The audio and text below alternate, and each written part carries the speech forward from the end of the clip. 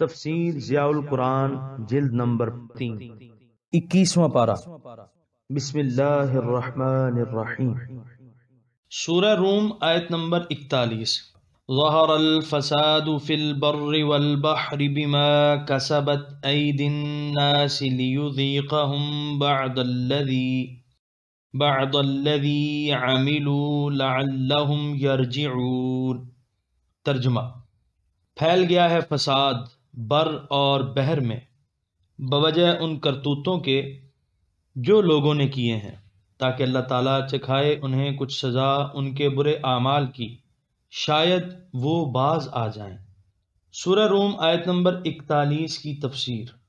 دنیا میں امن و سکون تو تبھی برقرار رہ سکتا ہے کہ ہر شخص اپنا فرض پوری دیانتداری سے ادا کرے، ہر شخص کے حقوق محفوظ ہوں اور ان سے بہرہ اندوز ہونے کی پوری آزادی ہو۔ جب لوگ اپنے فرائض کی ادائیگی میں کوتاہی اور بددیانتی سے کام لینے لگتے ہیں، یا جب کسی کے حقوق غصب کر لیے جاتے ہیں، تو پھر بحر و بر میں فتنہ و فساد کے شعلے بھڑکنے لگتے ہیں۔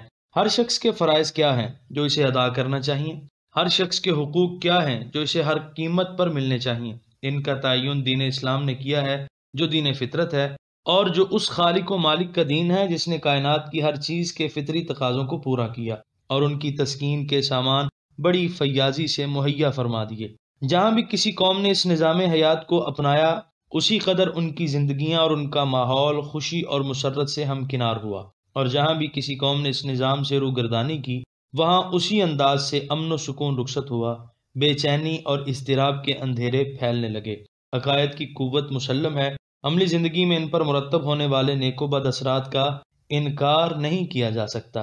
جب عقائد صحیح ہوتے ہیں، اللہ تعالیٰ کی توحید اور اس کی صفات عالیہ پر ایمان پختہ ہوتا ہے، وہاں قلب و روح کی دنیا میں بہار تو آ ہی جاتی ہے۔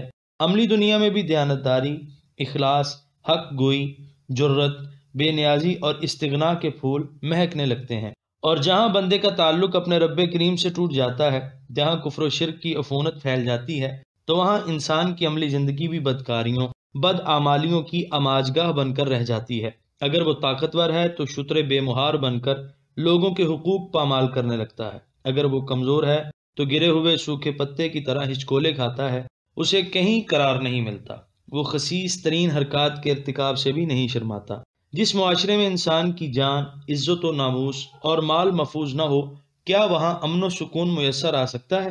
آپ عہد جاہلیت کی تاریخ پر ایک سرسری نظر ڈالیں، ہر ملک میں آپ کو اس آیت کی عملی تفسیر دکھائی دینے لگے گی، اور اگر آپ عصر حاضر کے حالات کا جائزہ لیں تو آپ کو پتہ چلے گا کہ انسان کو خدا فراموشی، نوامسیسِ فطرت سے سرتابی اور اسلام کے پیش کیے ہوئے نظام حیات سے رود کردانی کی سزا کس طرح مل رہی ہے۔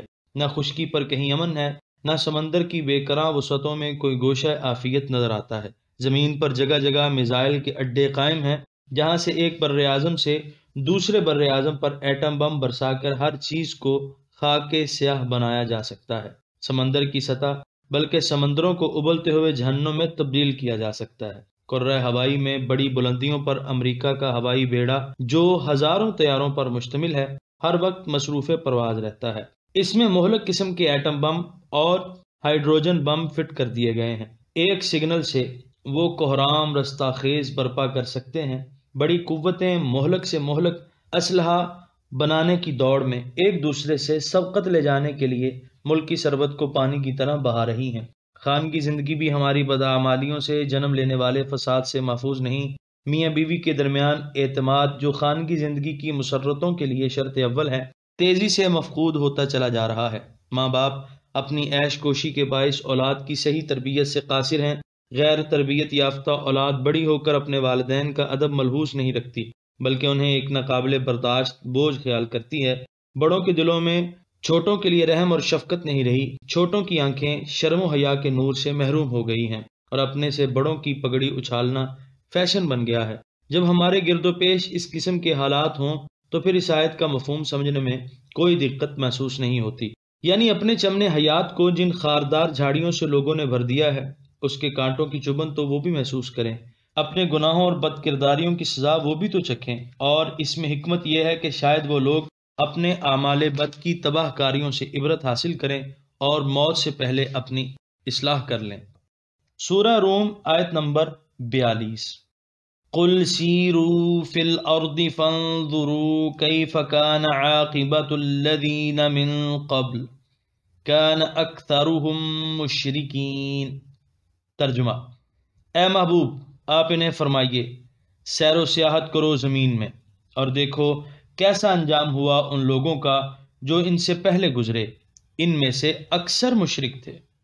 سورہ روم آیت نمبر 43۔ فَأَقِمْ وَجْهَكَ لِلدِّينِ الْقَيِّمِ مِنْ قَبْلِ أَنْ يَأْتِيَ يَوْمٌ لَا مَرَدَّ لَهُ مِنَ اللَّهِ يَوْمَئِذٍ يَصَدَّعُونَ۔ ترجمہ: پس کر لو اپنا رخ اس دین قیم کی طرف اس سے پہلے کہ آ جائے وہ دن اللہ تعالیٰ کی طرف سے جسے ٹلنا نہیں، اس روز یہ لوگ جدا جدا ہو جائیں گے۔ سورہ روم آیت نمبر 43 کی تفسیر۔ مختلف ممالک کی سیر و سیاحت کے دوران تم نے اجڑے ہوئے امصار اور دیہات دیکھے ہوں گے جن کے ویران اور سنسان کھنڈرات یہ گواہی دے رہے ہیں کہ یہاں بسنے والوں نے اللہ تعالیٰ کے ساتھ شرک کیا، فسق و فجور میں مبتلا رہے اور ظلم و ستم کی حد کر دی، تو مکافات عمل کے بے لاگ قانون نے انہیں تہس نہس کر کے رکھ دیا۔ جس طرح پہلے لوگ تمہارے لیے عبرت کا باعث بنے، تم آئندہ آنے والی نسلوں کے لیے باعث عبرت نہ بنو، بلکہ دین قیم کو مضبوطی سے پکڑ لو اور اس دن سے پہلے پہلے اپنی اصلاح کر لو جسے کوئی ٹال نہیں سکتا۔ علامہ راغب اصفہانی نے الدین القیم کی یہ تشریح کی ہے، یعنی وہ دین جو ان کی دنیوی معیشت کی ترقی اور اخروی فلاح کا ضامن ہے۔ اس دن کی ایک خصوصیت یہ ہوگی کہ اس روز اولاد آدم کی تقسیم عربی، عجمی، رومی، حبشی، امیر و فقیر، شاہ و گدا کی بنیادوں پر نہیں ہوگی، بلکہ کفر و اسلام پر ہوگی۔ کفر کرنے والوں کو جہنم میں پھینک دیا جائے گا، یعنی صدا کا معنی پھاڑ دینا ہے، اور تصدع القوم کا معنی ہے قوم کا جدا جدا ہو جانا، مختلف ٹولیوں میں بٹ جانا۔ سورہ روم آیت نمبر 44۔ من کفر فعلیہ کفرہ ومن عمل صالحا فلانفسہم یمہدون۔ ترجمہ: جس نے کفر کیا تو اس پر ہے اس کے کفر کا وبال، اور جنہوں نے نیک عمل کیے تو وہ اپنے لیے ہی راہ ہموار کر رہے ہیں۔ سورہ روم آیت نمبر 45۔ لیجزی الذین آمنوا وعملوا الصالحات من فضلہ انہ لا يحب الکافرین۔ ترجمہ: تاکہ اللہ تعالیٰ بدلہ دے انہیں جو ایمان لائے اور نیک عمل کرتے رہے اپنے فضل و کرم سے، بے شک وہ پسند نہیں کرتا کفار کو۔ سورہ روم آیت نمبر 45 کی تفسیر۔ جو لوگ کفر کو اختیار کرتے ہیں وہ اللہ جل مجدہ کا کچھ بگاڑ نہیں سکتے، بلکہ وہ اپنا ہی ستیہ ناش کرتے ہیں، اور جو لوگ نیکی کو اپنا شعار بناتے ہیں وہ بھی اللہ تعالیٰ پر کوئی احسان نہیں کر رہے، بلکہ اپنے دونوں جہاں سنوارتے ہیں۔ دنیا میں بھی ان کی راہ میں آنکھیں بچھائی جائیں گی، اور حشر کے روز بھی اللہ تعالیٰ کی خصوصی رحمتوں کا ان پر نزول ہوگا۔ یمہدون کی تشریح کرتے ہوئے علامہ قرطبی لکھتے ہیں، یعنی بچے کے پنگوڑے کو مہد اور بستر کو مہاد کہتے ہیں۔ بستر بچھانے اور اسے نرم و گداز کرنے کو مہد الفراش سے تعبیر کرتے ہیں۔ اس آیت میں یمہدون کا معنی ہوگا کہ وہ اپنی ابدی آرام گاہ کو درست و ہموار بنا رہے ہیں۔ علامہ جوہری نے بھی الصحاح میں اس لفظ کی یہی تشریح کی ہے۔ اس آیت میں من فضلہ کا لفظ آپ کی خصوصی توجہ کا مستحق ہے۔ فرمایا جا رہا ہے کہ اگر وہ اہل ایمان کے ایمان اور صالحین کے اعمال صالحہ کو شرف پذیرائی بخشتا ہے اور اس پر انہیں اجر عطا فرماتا ہے تو یہ محض اس کا فضل و کرم ہے۔ ساری عمر بھی اگر کوئی شخص اس کی یاد اور ذکر میں بسر کر دے تو اس کی کسی ایک نعمت کا شکر بھی ادا نہیں ہو سکتا۔ حضور کریم صلی اللہ علیہ وآلہ وسلم نے ایک دفعہ اپنے صحابہ کو بڑی پیاری نصیحت فرمائی۔ فرمایا راہ راست اختیار کرو، اللہ تعالیٰ کا قرب چاہو اور خوش رہو، کیونکہ کسی کو اس کا عمل جنت میں نہیں لے جائے گا۔ صحابہ اکرام نے عرض کی یا رسول اللہ آپ کا عمل بھی؟ فرمایا ہاں میرا عمل بھی، مگر یہ کہ اللہ تعالیٰ مجھے اپنے دامن مغفرت و رحمت میں ڈھانپ لے۔ سورہ روم آیت نمبر 46۔ وَمِنْ آيَاتِهِ أَن يُرْسِلَ الرِّيَاحَ مُبَشِّرَاتٍ وَلِيُذِيقَكُم مِّن رَّحْمَتِهِ وَلِتَجْرِيَ الْفُلْكُ بِأَمْرِهِ بِأَمْرِهِ وَلِتَبْتَغُوا مِنْ فَضْلِهِ وَلَعَلَّكُمْ تَشْكُرُونَ۔ ترجمہ، اور اس کی قدرت کی نشانیوں میں سے ایک یہ ہے کہ وہ بھیجتا ہے ہواؤں کو بارش کا مژدہ سناتے ہوئے، نیز تاکہ وہ تمہیں چکھائے اپنی رحمت سے، اور تاکہ چلیں کشتیاں اس کے حکم سے، اور تاکہ تم طلب کرو اس کے فضل سے، اور تاکہ تم شکر ادا کرو۔ سورہ روم آیت نمبر 46 کی تفسیر۔ اب پھر اپنی قدرت قاہرہ کے دلائل ساتیہ کا بیان ہو رہا ہے۔ سورہ روم آیت نمبر 47۔ وَلَقَدْ أَرْسَلْنَا مِن قَبْلِكَ رُسُلًا إِلَىٰ قَوْمِهِمْ فَجَاءُوهُم بِالْبَيِّنَاتِ فَانْتَقَمْنَا مِنَ الَّذِينَ أَجْرَمُوا وَكَانَ حَقًّا عَلَيْنَا نَصْرُ الْمُؤْمِنِينَ۔ ترجمہ، اور بے شک ہم نے بھیجے آپ سے پہلے پیغمبر ان کی قوموں کی طرف، پس وہ لے کر آئے ان کے پاس روشن دلیلیں، پس ہم نے بدلہ لیا ان سے جنہوں نے جرم کیے، اور ہمارے ذمہ کرم پر ہے اہل ایمان کی امداد فرمانا۔ سورہ روم آیت نمبر 47 کی تفسیر۔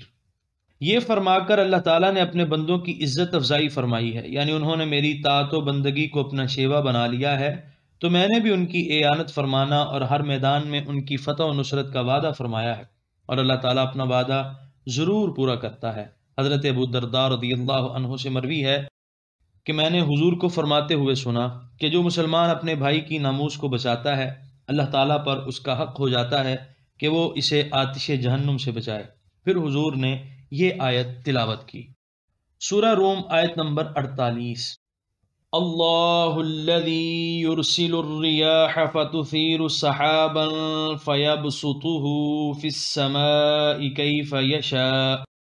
کیف یشاء ویجعلہ کسفا فتر الودق یخرج من خلالہ فَإِذَا أَصَابَ بِهِ مَن يَشَاءُ مِنْ عِبَادِهِ إِذَا هُمْ يَسْتَبْشِرُونَ۔ ترجمہ، اللہ تعالیٰ ہی ہے جو بھیجتا ہے ہواؤں کو، پس وہ اٹھاتی ہیں بادل کو، پس اللہ تعالیٰ پھیلا دیتا ہے اسے آسمان پر جس طرح چاہتا ہے، اور کر دیتا ہے اسے ٹکڑے ٹکڑے، پھر تو دیکھتا ہے بارش کو کہ ٹپکنے لگتی ہے اس میں سے، پھر جب پہنچاتا ہے اسے جس کو چاہتا ہے اپنے بندوں سے، اس وقت وہ خوشیاں منانے لگتے ہیں۔ سورہ روم آیت نمبر 48 کی تفسیر۔ ایسی ہوا بھیجتا ہے جو بادل کو اٹھا کر لاتی ہے اور سارا آسمان اس سے ڈھک جاتا ہے۔ کسفن، یہ کسفہ کی جمع ہے، اس کا معنی ٹکڑا ہے۔ الودق، بارش۔ سورہ روم آیت نمبر 49۔ وَإِن كَانُوا مِن قَبْلِ أَن يُنَزَّلَ عَلَيْهِم مِّن قَبْلِهِ لَمُبْلِسِينَ۔ ترجمہ، اگرچہ وہ بندے اس سے پہلے کہ ان پر بارش ہوتی مایوس ہو چکے تھے۔ سورہ روم آیت نمبر 50۔ فَانظُرْ إِلَىٰ آثَارِ رَحْمَتِ اللَّهِ كَيْفَ يُحْيِي الْأَرْضَ بَعْدَ مَوْتِهَا إِنَّ ذَلِكَ لَمُحْيِي الْمَوْتَىٰ وَهُوَ عَلَىٰ كُلِّ شَيْءٍ قَدِيرٌ۔ ترجمہ، پس چشم ہوش سے دیکھو رحمت الہی کی علامتوں کی طرف، تمہیں پتہ چلے گا کہ وہ کیسے زندہ کرتا ہے زمین کو اس کے مردہ ہونے کے بعد۔ بے شک وہی خدا مردوں کو زندہ کرنے والا ہے، اور وہ ہر چیز پر پوری قدرت رکھتا ہے۔ سورہ روم آیت نمبر 51۔ وَلَئِنْ أَرْسَلْنَا رِيحًا فَرَأَوْهُ مُصْفَرًّا لَظَلُّوا مِن بَعْدِهِ يَكْفُرُونَ۔ ترجمہ، اور اگر ہم بھیج دیتے ایسی ہوا جس کے اثر سے وہ دیکھتے اپنے سرسبز کھیتوں کو کہ وہ زرد ہو گئے ہیں، تو اس کے باوجود وہ کفر پر اڑے رہتے۔ سورہ روم آیت نمبر 51 کی تفسیر۔ ایسی ہوائیں بھی ہیں کہ جب چلتی ہیں تو سرسبز و شاداب کھیت زرد ہو کر خشک ہونے لگتے ہیں۔ سورہ روم آیت نمبر 52۔ فَإِنَّكَ لَا تُسْمِعُ الْمَوْتَىٰ وَلَا تُسْمِعُ الصُّمَّ الدُّعَاءَ اذا ولوا مدبرین۔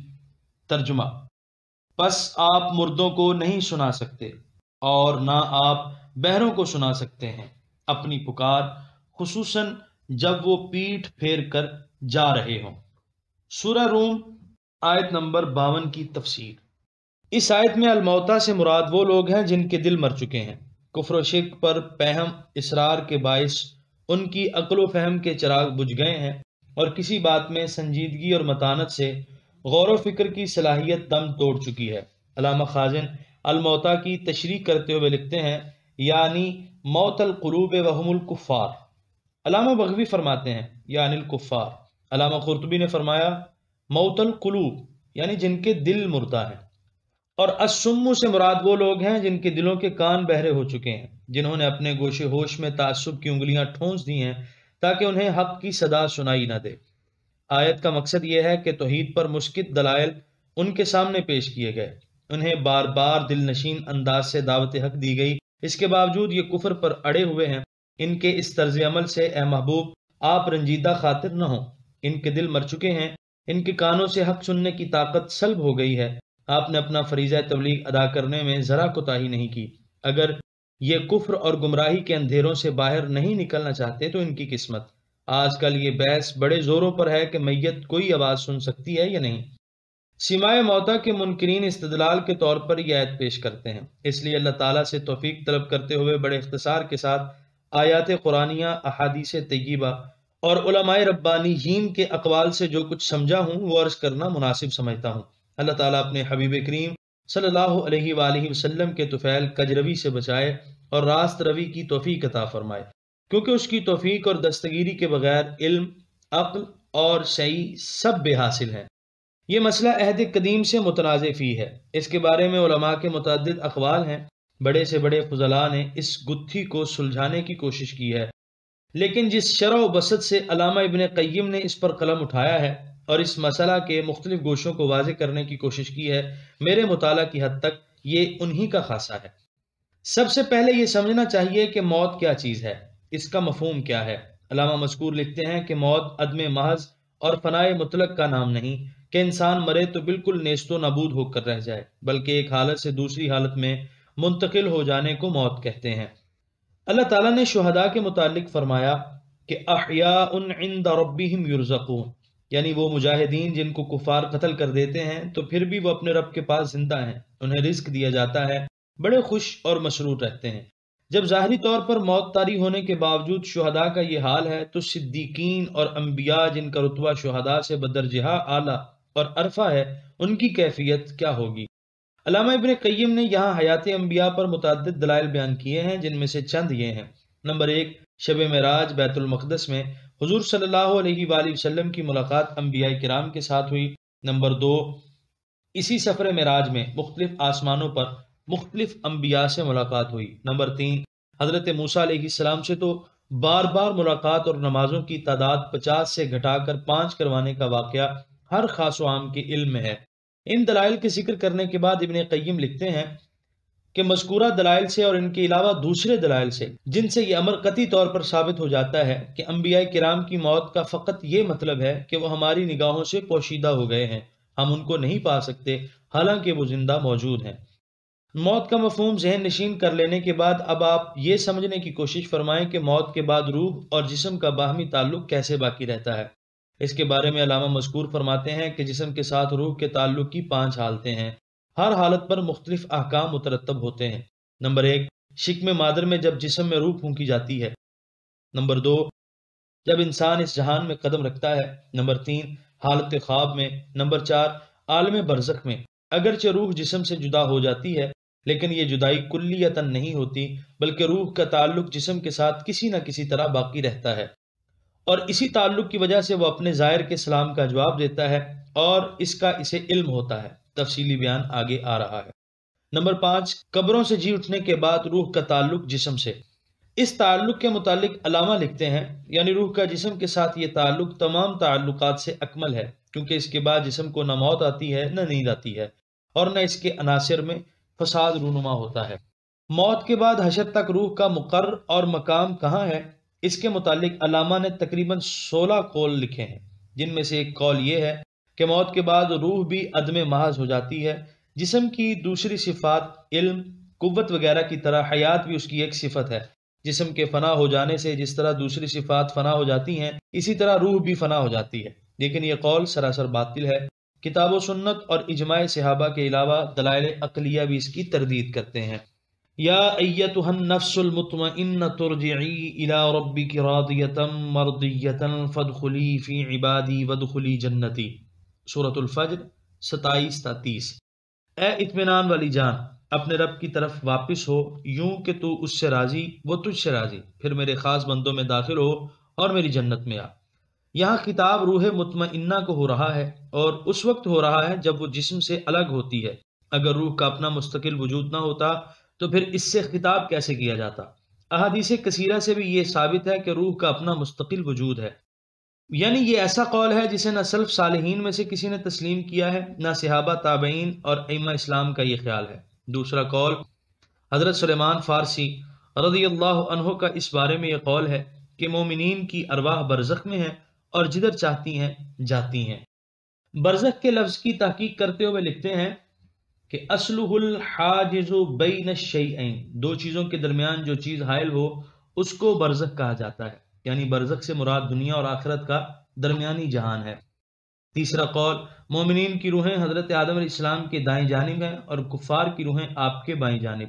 چوتھا قول ابو محمد بن ابی حزم کا قول ہے کہ اجسام کے پیدا کرنے سے پہلے روح جہاں تھی موت کے بعد لوٹ کر پھر وہاں ہی چلی جاتی ہے۔ پانچواں قول بعض نے یہ کہا کہ مومنین کی روحیں اللہ تعالیٰ کے پاس ہوتی ہیں، اس سے زیادہ ان لوگوں نے مزید کہنے کی جرت نہیں کی، اور جتنا کچھ قرآن میں ہے ادب اور احترام کے تقاضے کے پیش نظر اتنا کہنے پر ہی توقف کرتے ہیں۔ چھٹا قول بعض کی رائے یہ ہے کہ ارواح اپنے مزارات کے اوپر ہوتی ہے۔ ساتواں قول اہل ایمان کی روحیں اگر کوئی گناہ کبیرہ یا قرض رکاوٹ نہ بنے تو وہ جنت میں ہوتی ہیں، لیکن اپنے جیسے خاکی پر ان کی توجہ اس طرح ہوتی ہے کہ اگر کوئی شخص ان کے مزارات پر حاضر ہو تو وہ اسے دیکھتے ہیں، اور اگر کوئی سلام کہے تو اس کا جواب دیتے ہیں۔ اس شبے کا ازالہ کرنے کے لیے کہ روح اگر جنت میں یا اعلیٰ علیین میں ہو تو اپنی قبر پر آنے والے کو اتنی دور سے کس طرح پہچانتی ہے اور کس طرح اس کا سلام سنتی ہے اور کیوں کر اس کا جواب دیتی ہے۔ علامہ ابن قیم لکھتے ہیں یعنی تو اس چیز کو تسلیم کرنے سے تنگ دل نہ ہو کہ روح جب مالا اعلیٰ میں ہے اور جنت میں سیر و سیاحت میں مصروف ہے تو وہ کس طرح اپنی قبر پر آنے والے کا سلام سنتی ہے، پھر کس طرح نزدیک ہو کر اس سلام کرنے والے کو جواب دیتی ہے، کیونکہ روح کی شان اور ہے اور جسم کی شان اور۔ علامہ نے بڑی شرح و بسط سے اس چیز کو ثابت کیا ہے کہ روح کے لیے یہ بعد مکانی اور یہ مسافت کی دوریاں کوئی معنی نہیں رکھتی، وہ ایک لمحہ میں مالا اعلیٰ سے زمین پر اور زمین سے اعلیٰ علیین پر آ جا سکتی ہے۔ وہ لوگ سخت دھوکے میں ہیں جو روح کو جسم کی طرح ان مسافتوں کے طے کرنے سے قاصر سمجھتے ہیں۔ وہ فرماتے ہیں کیا تم نہیں جانتے کہ حضور صلی اللہ علیہ وآلہ وسلم جب شب معراج موسیٰ علیہ السلام کے مزار کے پاس سے گزرے تو انہیں اپنی قبر میں کھڑے ہو کر نماز پڑھتے دیکھا، اور جب حضور کا موکب ہمایوں افلاک کی بے پایاں رفتوں کو سمند ہمت سے رونتا ہوا چھٹے آسمان تک پہنچا تو وہاں پھر موسیٰ علیہ السلام کو اپنا منتظر پایا۔ جبریل امین علیہ السلام ایک لمحہ پہلے آسمان کی بلندیوں پر کشا نظر آتے تو دوسرے لمحے بارگاہ رسالت میں دست بستہ بیٹھے ہوئے حاضر دکھائی دیتے، لیکن ان امور کو ہر آدمی تسلیم نہیں کرتا، صرف انہی سعید روحوں کو یہ استعداد بخشی جاتی ہے جو ان حقائق کو سمجھتے بھی ہیں، تسلیم بھی کرتے ہیں اور ان پر یقین بھی رکھتے ہیں۔ اس کے بعد علامہ نے ایک مستقل فصل تحریر کی ہے جس میں انہوں نے اس حقیقت سے پردہ اٹھایا ہے کہ ساری روحوں کی حالت یکساں نہیں ہوتی، بلکہ قوت اور ضعف، کبر اور صغر کے اعتبار سے ہر ایک کا رتبہ الگ الگ ہوتا ہے۔ عظیم اور کبیر روحوں کا مقام اتنا بلند ہوتا ہے جس کو ان سے کم درجے والی روحیں نہیں پا سکتی۔ روحوں کے درمیان یہ تفاوت ہم اس مادی جہان میں بھی مشاہدہ کرتے رہتے ہیں، اور جب روح جسمانی علائق اور مادی پابندیوں سے رستگاری حاصل کر لیتی ہے تو اسے تصرف، قوت، ہمت اور اللہ تعالیٰ کے ساتھ تعلق میں جو مقام نصیب ہوتا ہے وہ ان روحوں کو نصیب نہیں ہوتا جو جسم کے اس قفس میں قید ہیں اور جنہیں مادی دنیا کی زنجیروں نے جکڑ رکھا ہے۔ عظیم روحیں جب قفس عنصری کو توڑ کر آزاد ہوتی ہیں تو ان کی شان اور علو ہمتی کا اندازہ ہی نہیں لگایا جا سکتا، اور ان سے ایسے ایسے کارہائے نمایاں ظہور پذیر ہوتے ہیں جن کا تصور کرنا بھی ہمارے بس کی بات نہیں۔ پھر علامہ موصوف لکھتے ہیں کہ بارہا لوگوں نے حضور صلی اللہ علیہ وآلہ وسلم کی خواب میں زیارت کی کہ حضور کے ساتھ ابو بکر صدیق رضی اللہ عنہ اور فاروق اعظم رضی اللہ عنہ بھی ہیں، اور انہوں نے کفار و مشرکین کے جرار لشکروں کو شکست فاش دی اور ان کو مغلوب و مقہور کر دیا، حالانکہ مسلمانوں کی فوج ہر لحاظ سے کمزور تھی۔ علامہ کی عبارت غور سے پڑھیے، آپ کا ایمان تازہ ہو جائے گا۔ ان کے علاوہ مصنف نے متعدد دوسرے قول ذکر کیے ہیں جن میں سے بعض سراسر باطل ہیں اور بعض کی کچھ تعویل کی جا سکتی ہے۔ آخر میں علامہ نے لکھا ہے کہ اگر کوئی شخص یہ سوال کرے کہ ان متعدد اقوال میں سے تمہارے نزدیک راجح قول کون سا ہے جس کے مطابق اعتقاد رکھا جائے، تو جواب میں کہا جائے گا کہ ساری روحیں یکساں نہیں، ان میں بڑا تفاوت ہے، اور اسی تفاوت کی وجہ سے ان کی منزلیں جدا جدا ہیں، اور مختلف احادیث میں روحوں کے مختلف ٹھکانوں کا جو ذکر ہے ان میں تضاد نہیں بلکہ مختلف ارواح کے مختلف مقامات ذکر کیے گئے ہیں۔ اس بحث کو سمیٹنے سے پہلے علامہ مذکور لکھتے ہیں کہ روح اور بدن کے احکام اور حالات مختلف ہیں۔ روح جنت میں ہونے کے باوجود اپنی قبر سے اور اس میں مدفون اپنے بدن سے اتصال رکھتی ہے، اور اوپر جانے اور نیچے اترنے میں، ایک جگہ سے دوسری جگہ پہنچنے میں اس کی سرعت رفتار کا اندازہ نہیں کیا جا سکتا، اور اس کی 4 قسمیں ہیں۔ نمبر 1 آزاد روحیں، نمبر 2 مقید روحیں، نمبر 3 علوی روحیں، نمبر 4 سفلی روحیں۔ احادیث صحیحہ کثیرہ سے یہ ثابت ہے کہ صاحب مزار اپنے زائر کو پہچانتا ہے اور اس کی آواز سنتا ہے۔ ان میں سے چند حدیثیں پیش کی جاتی ہیں۔ امام بخاری، امام مسلم اور دیگر محدثین نے حضرت انس رضی اللہ عنہ سے نقل کیا ہے کہ آپ نے کہا کہ حضور نبی کریم صلی اللہ علیہ وآلہ وسلم نے ارشاد فرمایا کہ جب بندے کو اس کی قبر میں رکھا جاتا ہے اور اس کے دوست دفن کرنے کے بعد واپس لوٹتے ہیں تو وہ ان کے جوتوں کی آواز سنتا ہے۔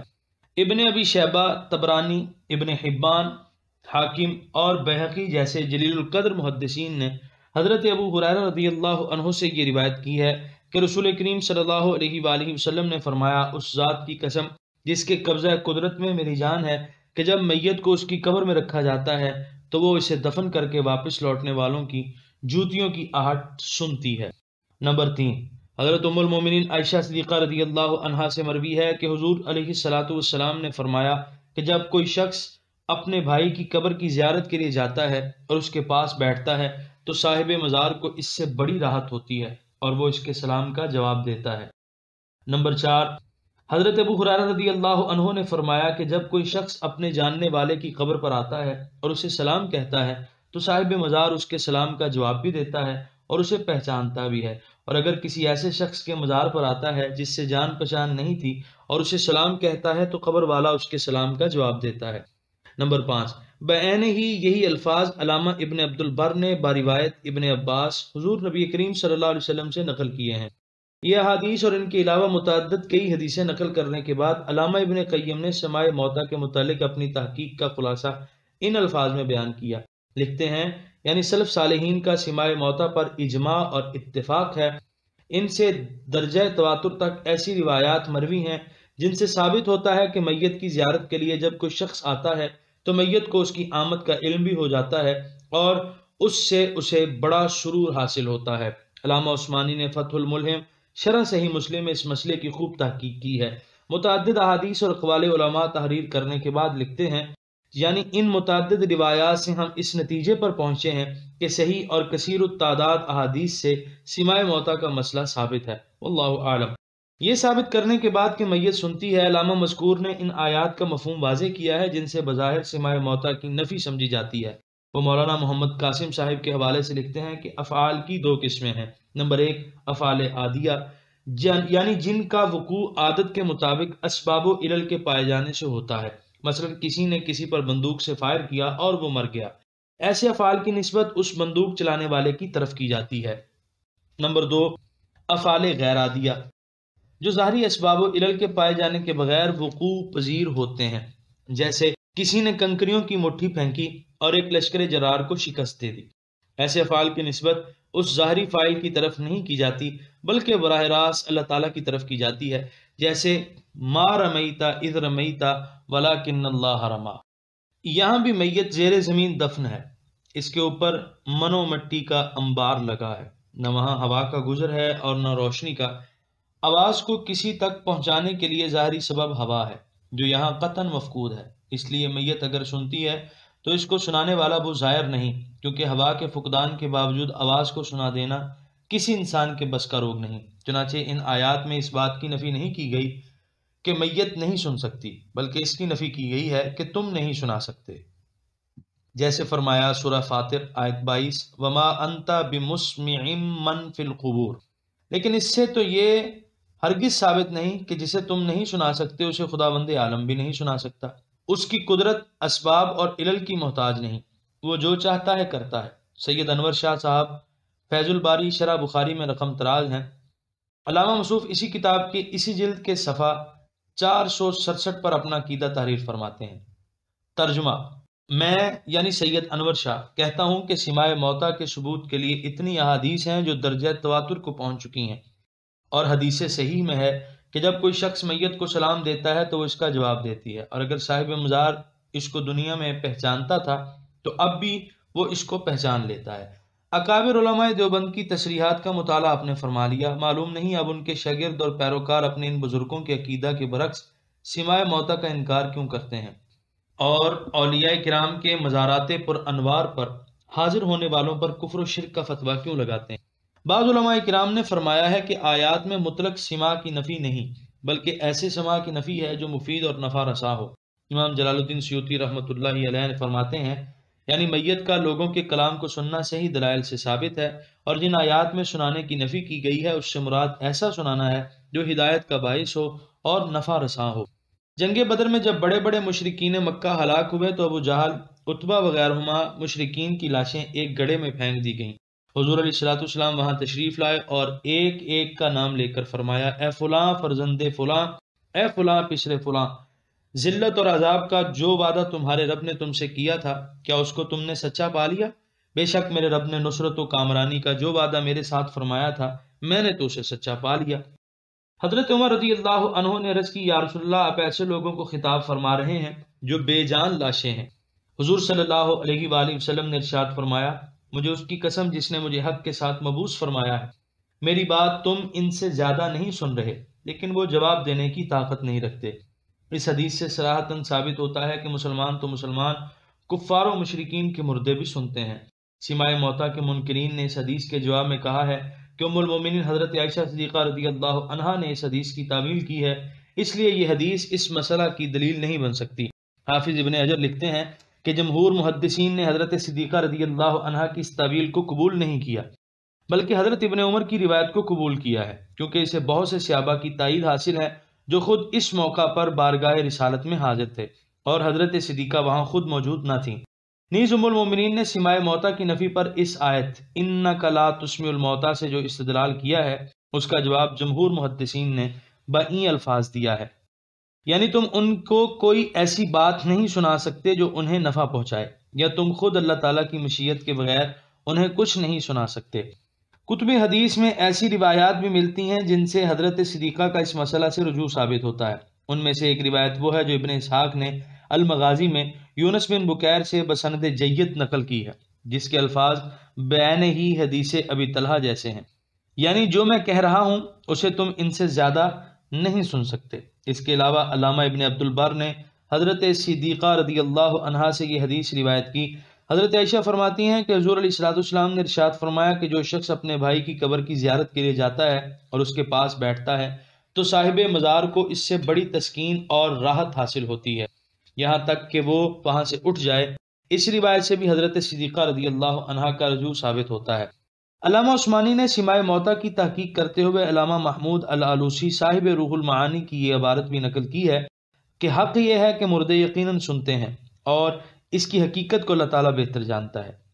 علامہ ابن کثیر نے بھی حضرت عبداللہ بن عمر رضی اللہ عنہما کی روایت کو صحیح فرمایا ہے، کیونکہ اس کی تائید دیگر شواہد کثیرہ سے ہوتی ہے۔ حجرہ مقدسہ میں حضرت عمر رضی اللہ عنہ کے دفن ہونے سے پہلے حضرت صدیقہ رضی اللہ عنہا کا یہ معمول تھا کہ جب زیارت کے لیے حاضر ہوتیں تو اوڑھنی کا زیادہ اہتمام نہ کرتیں۔ فرماتی یہاں ایک میرے سرتاج ہیں اور دوسرے میرے والد محترم، مجھے پردہ کی ضرورت نہیں۔ لیکن حضرت فاروق اعظم رضی اللہ عنہ کے وہاں دفن ہونے کے بعد جب سلام عرض کرنے کے لیے حاضر ہوتی تو بڑے اہتمام سے سر کو اوڑھنی سے ڈھانپ کر حاضر ہوتی۔ علامہ ابن کثیر اپنی شرح آفاق تفسیر میں اس آیت کی توضیح کرتے ہوئے تحریر فرماتے ہیں یعنی سلف صالحین کا اس بات پر اجماع ہے اور متواتر روایات سے یہ مسئلہ ثابت ہے کہ میت اپنے زیارت کرنے والے کو پہچانتی ہے اور اس سے خوش ہوتی ہے۔ علامہ مذکور نے اس آیت کی تفسیر کے ضمن میں کئی دیگر مسائل بھی شرح و بسط سے بیان کیے ہیں جن کا مطالعہ حق کی جستجو کرنے والوں کے لیے بہت مفید ہے۔ سورہ روم آیت نمبر 53۔ وَمَا أَنْتَ بِهَادِ الْعُمْيِ عَنْ ضَلَالَتِهِمْ إِن تُسْمِعُ إِلَّا مَن يُؤْمِنُ بِآيَاتِنَا فَهُمْ مُسْلِمُونَ۔ ترجمہ، اور نہ آپ ہدایت دے سکتے ہیں اندھوں کو ان کی گمراہی سے، آپ نہیں سناتے مگر انہیں جو ایمان لائے ہماری آیتوں پر، پس وہ گردن جھکائے ہوئے ہیں۔ سورہ روم آیت نمبر 53 کی تفسیر۔ آیت کریمہ کے اس جملہ نے یہ بات واضح کر دی کہ یہاں موتا سے مراد وہ لوگ ہیں جن کے دل مر چکے ہیں، اور الصما بہرے سے مراد وہ لوگ ہیں جن کے دلوں کے کان حق بات سننے سے بہرے ہو چکے ہیں، اور العمی اندھے سے مراد وہ لوگ ہیں جن کے دلوں کی آنکھیں نور حق دیکھنے سے اندھی ہو چکی ہیں، اور سما سے مراد فقط سننا نہیں بلکہ وہ سننا ہے جو سود مند اور نفع بخش ہو۔ چنانچہ علامہ قرطبی اس آیت کی تفسیر کرتے ہوئے لکھتے ہیں، یعنی اے محبوب، آپ نے حق کو دلائل کے ساتھ واضح کر دیا ہے، لیکن وہ اپنے گمراہ اور مشرک آباء و اجداد کی اندھی تقلید میں اتنے مگن ہیں کہ ان کی عقلیں مر چکی ہیں، ان کی بصیرت اندھی ہو گئی ہے، بس آپ نہ ان کو سنا سکتے ہیں اور نہ ہدایت دے سکتے ہیں۔ ان آیات سے قدریہ کی تردید ہوتی ہے۔